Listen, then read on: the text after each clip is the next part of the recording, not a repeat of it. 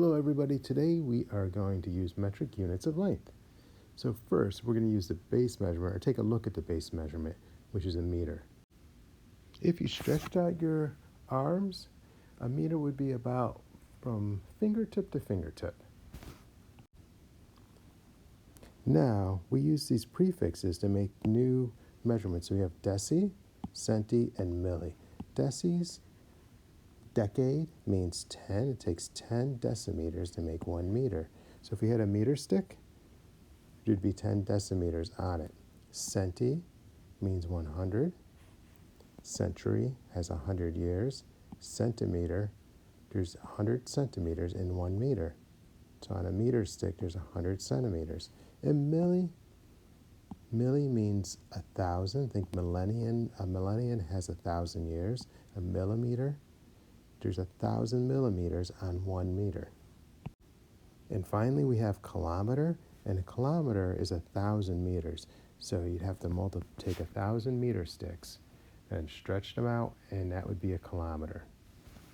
So a millimeter takes 1,000 to make 1 meter. They're really small. The thickness of a dime, if you took a dime and looked at the thickness of it, that would be how thick a millimeter is. A centimeter is about the width of your pinky.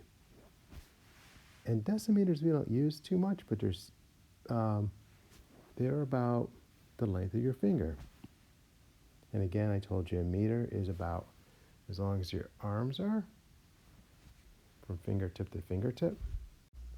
And a kilometer is just a little further than if you took a walk from McDonough School, which is right here, to Russell Library.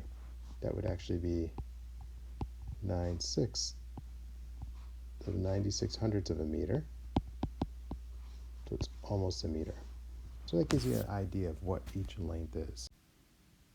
Now, what you are going to do is choose the most appropriate unit to measure for each item that we give you. So for example, to the length of a house, you wouldn't use millimeters because it would take a whole lot of them, or centimeters, or decimeters.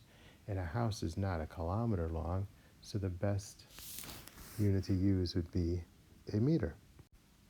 And that's the answer for number 1. So work on the rest of them. Good luck and have a great day.